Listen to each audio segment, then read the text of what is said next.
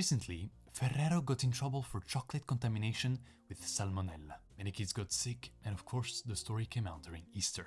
What a better time to make chocolate scandals, right? So here we are. I thought that today was a good day to talk about this bacteria that pretty much everyone has already heard about. So yeah, enjoy.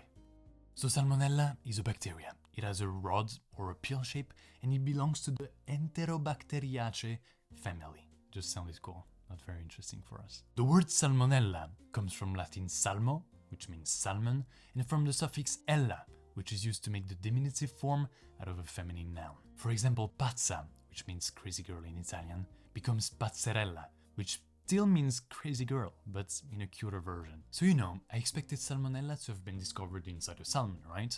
But actually, it has been named after Daniel Elmer Salmon, which was a veterinary surgeon. And what's crazier about this is that he didn't even discover it. It was Professor Theobald Smith, that was a pioneer in the bacterial world, who worked for Daniel. We count more than 2,500 bacteria serotypes, or Salmonella species, but they made 3 big families: Salmonella bongori, Salmonella enterica, and Salmonella subterranea.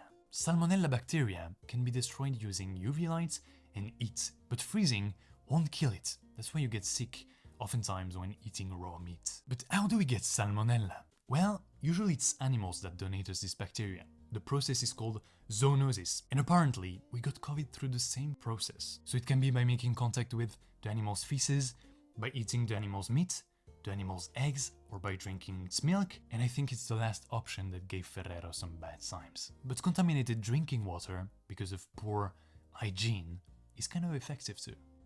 The bacteria in itself is actually pretty boring. What we want to know is what diseases it can cause. The first is typhoidal salmonella, resulting in typhoid fever and paratyphoid fever. The term typhoidal is here related to the fact that this loss of ease comes from typhi and paratyphi salmonella species. To make their way inside our body, they need to enter the digestive tract, go inside the lymphatic system through the intestinal mucosa, and finally reach the blood. Typhoidal salmonella is actually pretty severe, and little quantities of bacteria can cause big damage, such as intestine perforation and even peritonitis, which is basically the inflammation of the sac that holds all the abdominal organs, and we call it the peritoneum. Most of the time, contamination occurs when drinking non-treated drinking water, but direct contact or contaminated elements will do the job too.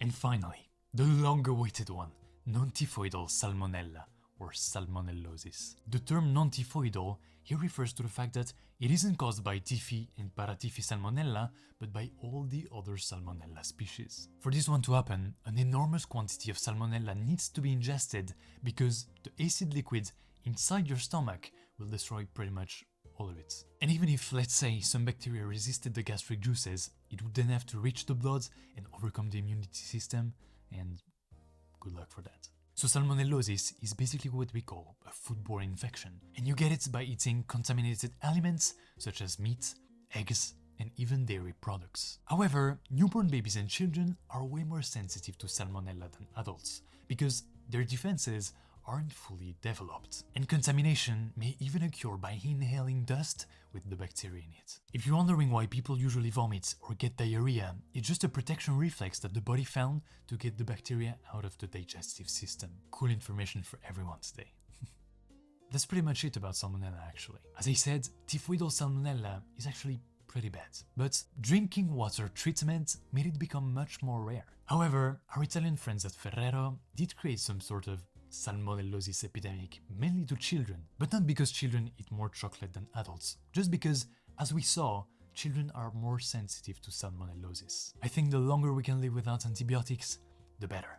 So here are my recommendations to prevent from getting salmonella. Cortisol, which is basically the stress hormone, actually kills the immunity system, so meditation can be interesting. Vitamin C, D, and E, as well as zinc, will also help you strengthen your immunity. If you have gastroesophageal reflux disease, you probably take some medications to lower the acidity of the gastric juices, but this won't allow it to kill the bacteria properly, so I suggest you to visit an osteopath that will help you with reflux. And finally, if you get diarrhea, please drink a lot to avoid dehydration. This is very important. Okay, very last cool fact for those still here. Experiments have shown that salmonella has the incredible ability to kill cancer cells. That's it. Thanks so much for watching. Take care, eat some chocolate. See you soon. Bye.